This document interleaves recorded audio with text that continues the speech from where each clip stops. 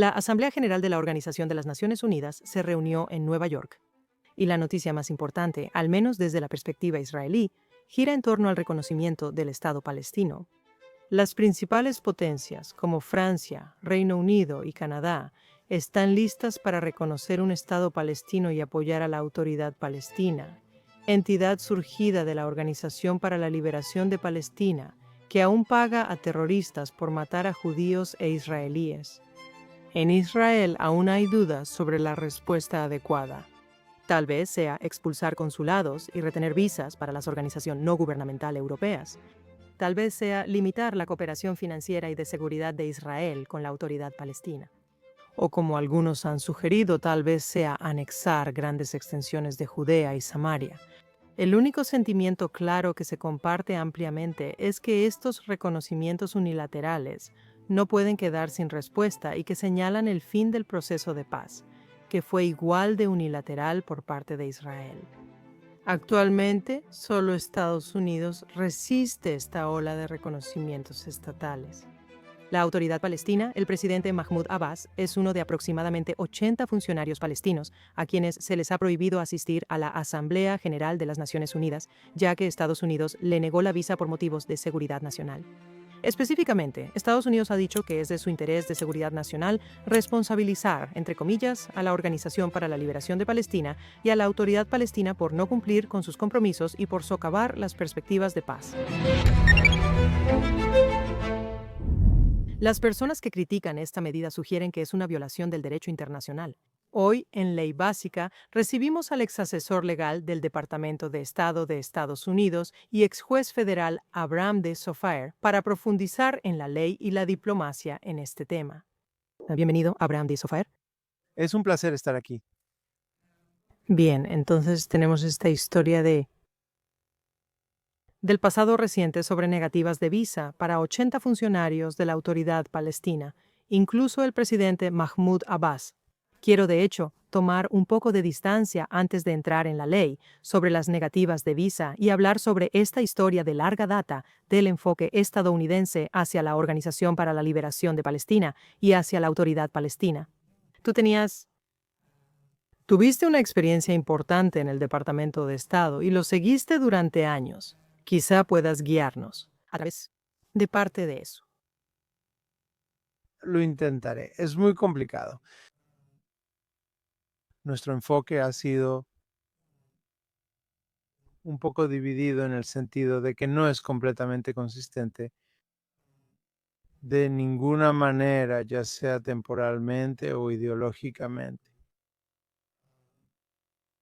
Todos estamos en contra de que la Organización para la Liberación de Palestina cometa actos terroristas o los autorice, o que cualquier persona cometa un acto terrorista, mate estadounidenses, etc. Una respuesta a eso fue no tener ninguna comunicación con la Organización para la Liberación de Palestina. Y nosotros, a pesar de eso, permitíamos que la Organización para la Liberación de Palestina participara en los procedimientos de la Organización de las Naciones Unidas bajo el acuerdo de la sede en los años 80. Y ocurrió una elección.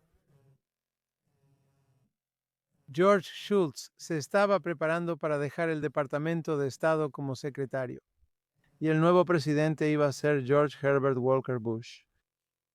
Y Schultz decidió que le negaría una visa a Arafat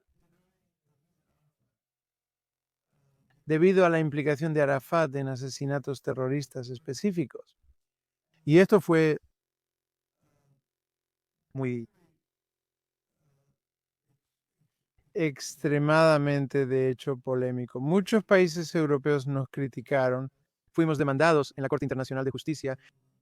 Esperaba perder ahí y le dije al secretario que íbamos a perder porque el acuerdo de la sede nos exige permitir representantes y no estábamos en posición de probar fácilmente que Arafat era culpable de un asesinato.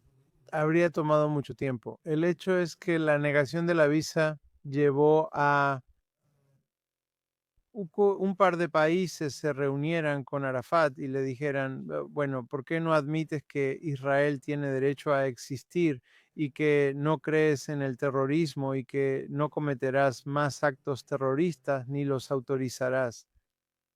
Y avanzaron mucho, siguieron adelante con una reunión en Ginebra, ya sabes, como una especie de, te vamos a enseñar por no dejar que Arafat entre a Nueva York.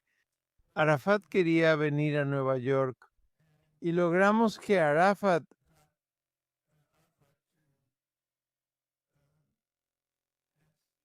aceptara el derecho de Israel a existir. No sé cuánto significa eso en términos de la realidad, pero fue un gran avance en dos sentidos. Número uno, llamó la atención del mundo sobre el hecho de que Arafat estaba siendo excluido por matar gente, especialmente diplomáticos estadounidenses. Y en segundo lugar, eso hizo algo a partir de eso.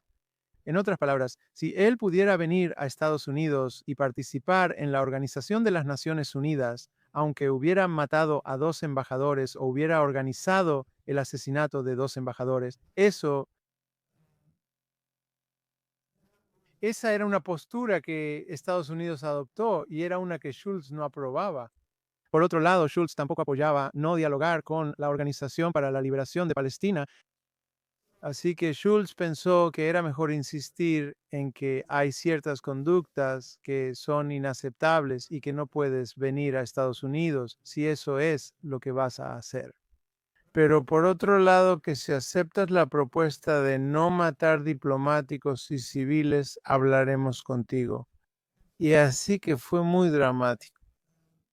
Y a pesar de todas las críticas de todos, oh, ¿por qué estás haciendo esto? Vas a arruinar todo. Fue lo contrario de arruinar. Él tomó la palabra, dijo las palabras y luego abrió un diálogo. No era importante.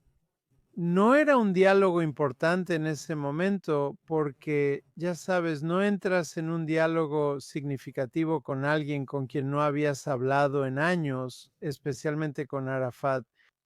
Pero era un diálogo y a Bush en realidad le gustó eso. No le gustó lo que hizo Schultz, pero le gustó el resultado y a la mayoría de la gente también. Así que pensé que fue una buena lección y una que tendemos a olvidar. Creo que es muy importante que excluyamos a las personas que mataron estadounidenses o hicieron algo grave. El Congreso ha sido claro, no debemos eximir estos requisitos. Pero también es importante que mantengamos relaciones diplomáticas al nivel adecuado y con todos los grupos, incluidos aquellos que despreciamos y que nos desprecian. Y no hay razón por la que no podamos ser muy duros con un grupo con el que al mismo tiempo estamos dialogando. Y así que ese es básicamente el trasfondo de eso. Eso significa que sí tenemos el poder bajo el acuerdo de la sede y tenemos la autoridad y la responsabilidad bajo la ley de excluir a personas que han dañado a estadounidenses y que serían una amenaza para Estados Unidos si se les permitiera entrar al país. Pero esa es nuestra interpretación del acuerdo de la sede. Si eso se mantendría o no, no lo sé, pero creo que está bien establecido que esa es nuestra interpretación. Entonces, además de esa historia, que fue como un punto clave en la relación entre Estados Unidos y la Organización para la Liberación de Palestina, también ha habido varias leyes del Congreso. Quiero decir, la Organización para la Liberación de Palestina todavía está clasificada como una organización terrorista en Estados Unidos.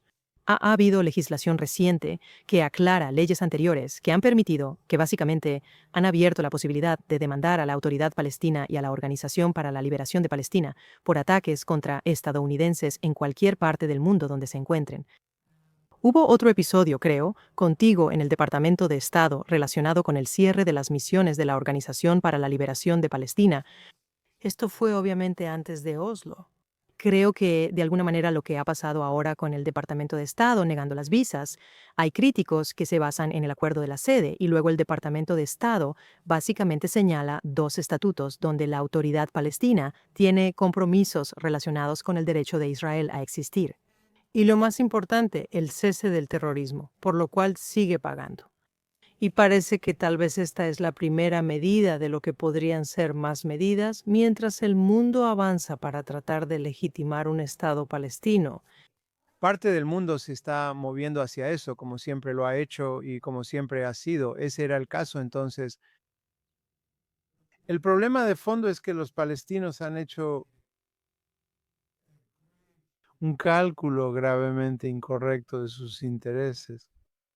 Ellos piensan que al ser anti-Israel y matar a judíos y estadounidenses, de alguna manera están manteniendo su fuerza y su causa, cuando en realidad están perdiendo constantemente poder e influencia.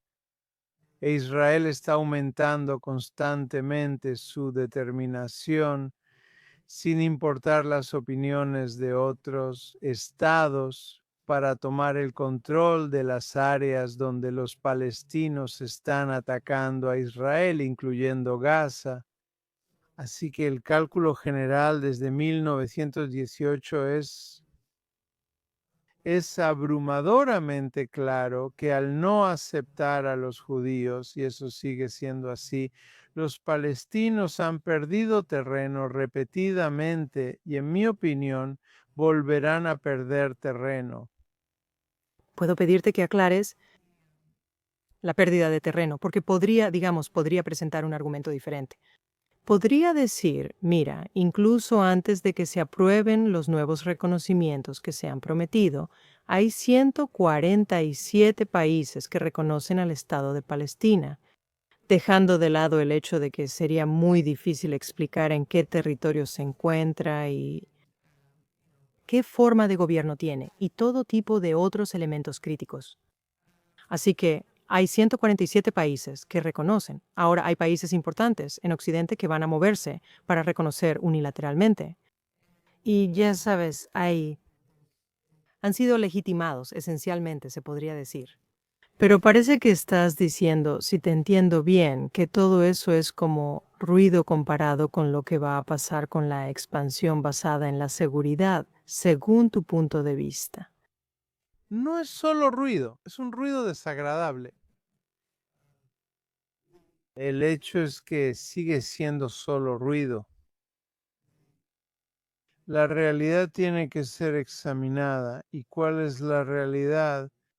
La realidad es un continuo, una cantidad de territorio que disminuye continuamente, una relación que se agrava constantemente, en la que ocasionalmente se cometen asesinatos de israelíes y después muertes, destrucción, una destrucción horrenda por parte de Israel en las zonas palestinas de donde provinieron estos asesinos, y la pérdida gradual de poder. Y lo más importante probablemente es el hecho de que, sabes, recuerdo muy bien cuando estaba en el Departamento de Estado que la mayoría de la gente en Israel estaba lista para aceptar una entidad palestina de algún tipo.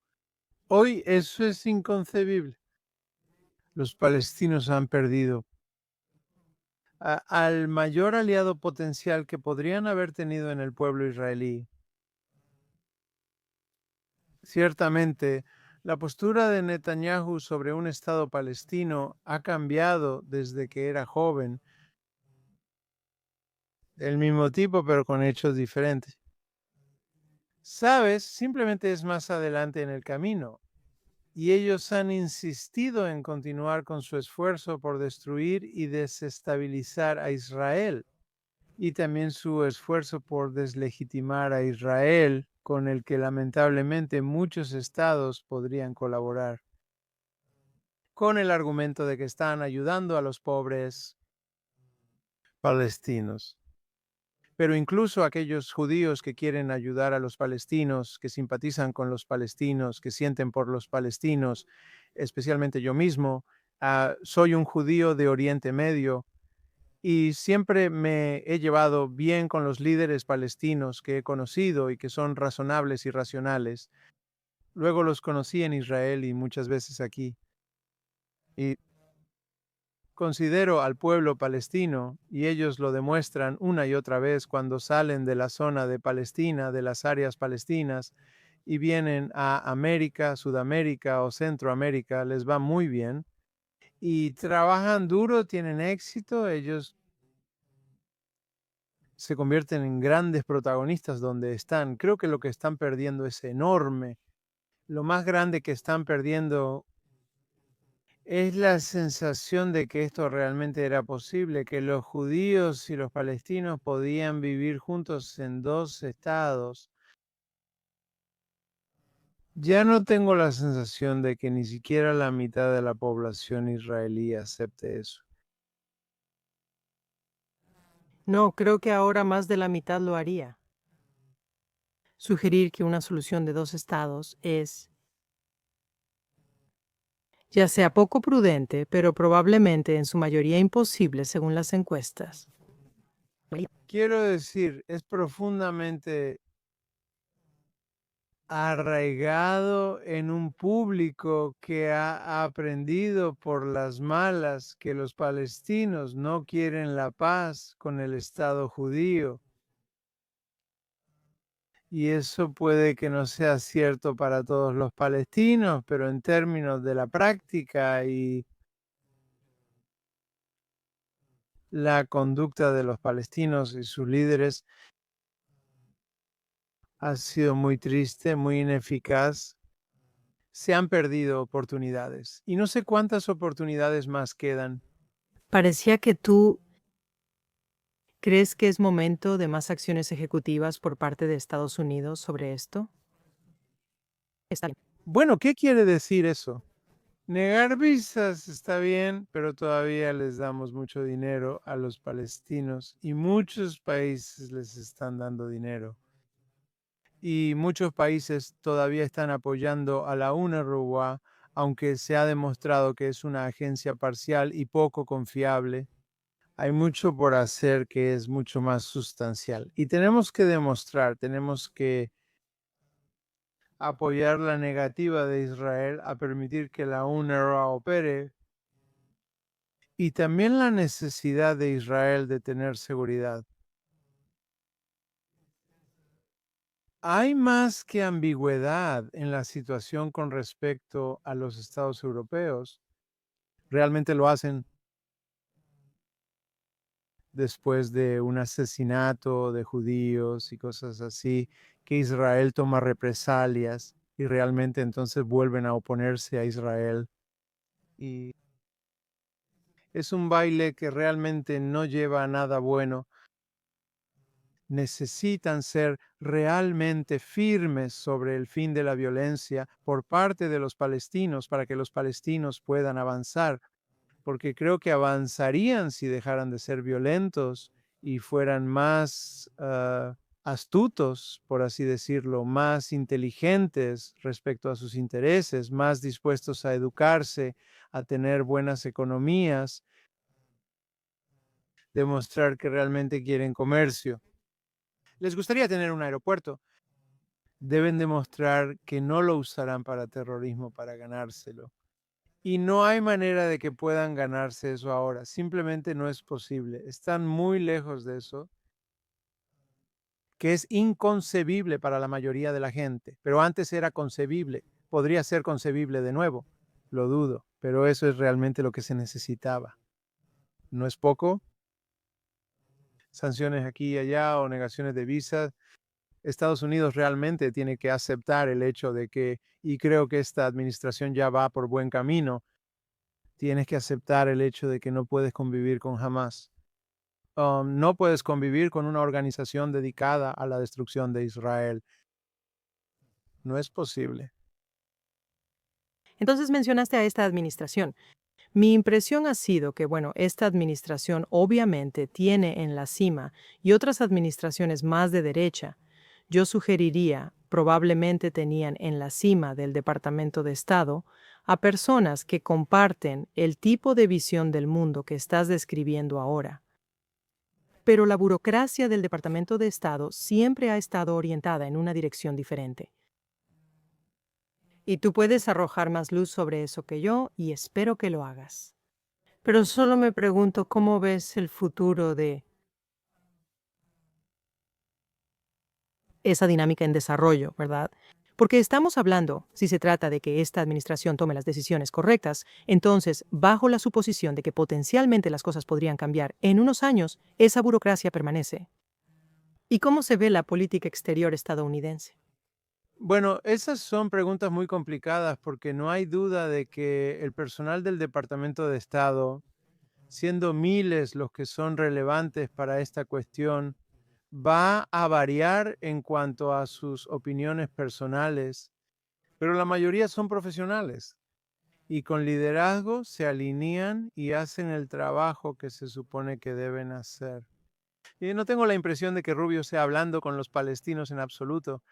Creo que ha estado absolutamente acertado y correcto. Y el presidente también lo está mientras él estaba, dijo algunas cosas críticas sobre el ataque de invasión por parte de Israel, el ataque reciente. El hecho es que él sí cree en la destrucción de Hamas. Y no hay otra manera de destruir la capacidad de Hamas. Se les ha ofrecido la oportunidad de irse y en última instancia ese sería el resultado más humano y uno que sin duda apoyaría, y creo que por supuesto el presidente Yorubia apoyaría eso, así que no lo sé. Quiero decir, creo que lo que tienes aquí es lo que se ha convertido en algo cultural, devastador, devastadoramente una separación cultural dañina de las dos personas que en los años 80 no era concebible hasta la primera intifada que ocurrió durante ese tiempo cuando yo estaba en el departamento del USADE y eso se convirtió en una especie de llamado de atención para este tipo de conducta y junto con la corrupción y la arila, ya sabes, la fuerza que usa Hamas para mantener a raya a cualquier palestino que pueda salirse de la línea y decir, oye, escucha, esto es una locura. Necesitamos llevarnos bien con los israelíes y hacer algo por nosotros mismos. De verdad, no sé cómo se puede cambiar esto en este punto sin sacar completamente a Hamas de Gaza. Y no sé cómo se puede lograr eso aparte de este tipo de destrucción masiva y toda la enemistad que eso va a causar. Así que no estamos en un buen momento para nada. Y no creo que las consecuencias vayan a ser buenas para ningún tipo de acercamiento. Las consecuencias podrían ser bastante buenas para la seguridad, pero a un precio enorme para ambos lados. ¿Cómo ves la posición de Israel a nivel global en este momento cuando hablas de precios? Bueno, sabes, los israelíes han aprendido a no preocuparse demasiado por las opiniones de varios estados europeos o de otros estados. Ciertamente no nos importan las opiniones de Rusia, China y Corea, por ejemplo, Corea del Norte.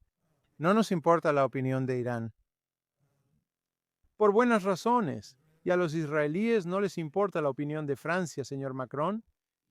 Puede que tenga algunas palabras decentes que decir sobre esto o aquello, y ciertamente puede tener buenos sentimientos que quiere transformar en realidad y ya, pero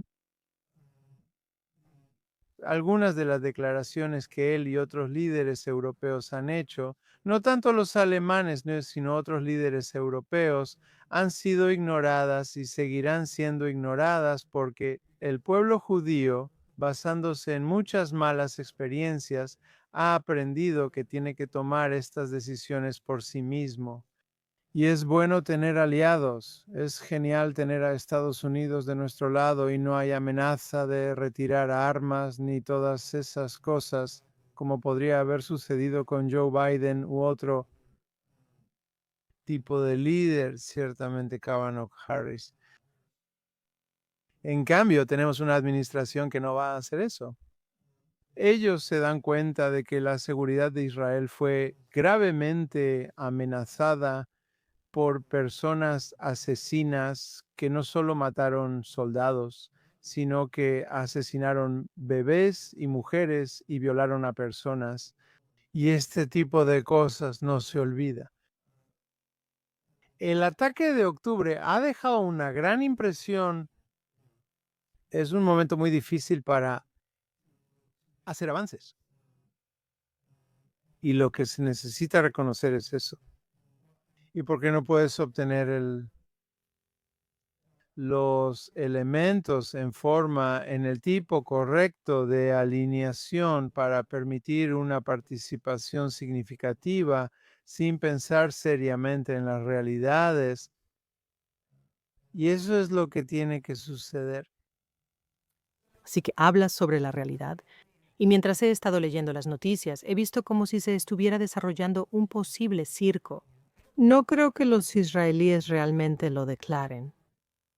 O sea, obviamente hablo en mi capacidad muy personal y no por el foro que no se ocupa de la política de estos asuntos. Pero sospecho que Israel en realidad no anexará los territorios que algunos de sus ministros han sugerido que hagamos. Y aún así hay mucha presión para hacer algo grande en respuesta a esto, que básicamente estás sugiriendo, creo que es ruido desagradable, creo que así lo llamaste. Bueno, no creo que se pueda responder al ruido. Es injusto para Israel. Es en respuesta a la realidad de una enemistad que es tan profunda y continua. Y la respuesta que se sugiere de anexión realmente es inconsistente con la conducta de Israel desde que intentaron tener una pequeña patria cerca de la patria árabe, la patria palestina, y en concreto la expansión en términos generales en cuanto a la anexión. No estoy hablando de algún tipo de control por seguridad, ha sido impulsada por hechos reales, el asentamiento judío. Y creo que necesitamos recordarle eso a Israel. Eso, Israel no ha actuado como una potencia mundial que busca dominar a algún grupo al que logró derrotar. Israel ha actuado históricamente como expandiendo su territorio soberano para reflejar el hecho de que los judíos se han mudado a asentamientos que están cerca de, o literalmente principalmente unidos a las líneas existentes de Israel. Así que no creo que Israel esté cerca de poblar Cisjordania o poblar Gaza. Sin embargo, bien puede ser que Israel necesite anexar partes de Gaza como una zona de seguridad. Ahora, eso es algo que yo pensaría, ya sabes, que la gente puede oponerse, pero esto tiene cierto valor funcional. Si vas a tener judíos viviendo en asentamientos cerca de la frontera de Gaza, no quieres que los asesinen de nuevo. Fueron asesinados por personas que cruzaron en camiones, autobuses y camionetas y asesinaron sin piedad. Así que no queremos que eso vuelva a pasar. Estados Unidos no quiere que vuelva a pasar. Israel no quiere que vuelva a pasar. Así que cuando hablas de anexión, puede que haya algunas formas legítimas de anexión que sean consistentes con la práctica histórica de Israel. Y eso es áreas que son necesarias para la seguridad de Israel, dado el comportamiento de los palestinos. Fue en una dirección diferente a lo que anticipé, pero yo aprendí mucho de la respuesta, así que gracias. Así que en realidad iba a preguntar sobre el tema de los reconocimientos unilaterales en medio de conflictos, ya sabes, porque los estadounidenses también han señalado que no van a detener a Israel si Israel lo hace. Si Israel lo hace, aunque es un gran sí. Y entonces tendrías estos reconocimientos en conflicto de reclamaciones territoriales en el mismo espacio, lo que significaría legal y diplomáticamente. Bueno, eso es algo viejo, quiero decir, eso ha estado ocurriendo por años y años. Hemos dejado claro que ellos no tienen la realidad de un Estado. Los palestinos no han cumplido con los requisitos de un Estado para ser reconocidos como tal, pero algunos estados quieren mostrar que simpatizan con la causa palestina. Y se puede entender por qué se sienten así, porque los palestinos han sufrido mucho.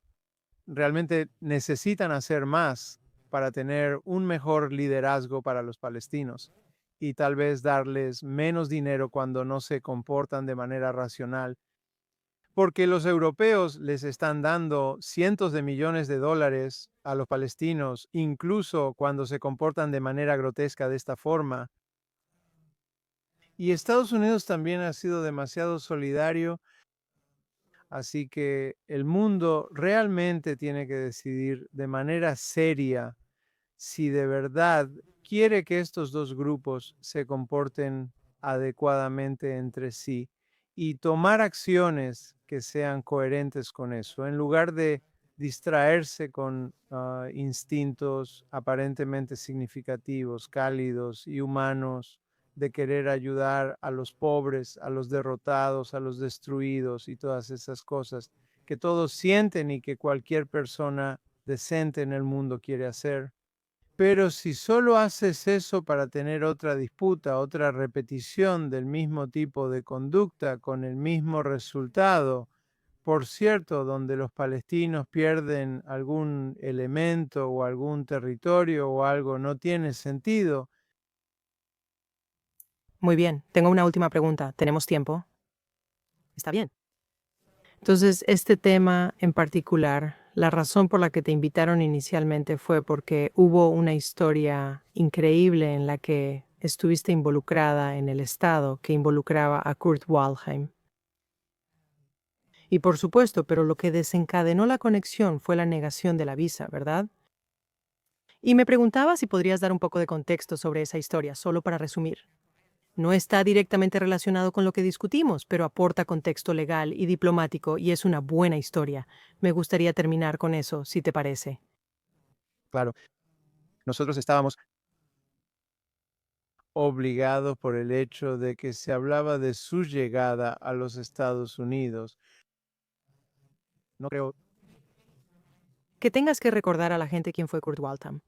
Bueno, él fue el presidente de Austria y fue un ex nazi, que es lo que estábamos descubriendo cada vez más sobre él.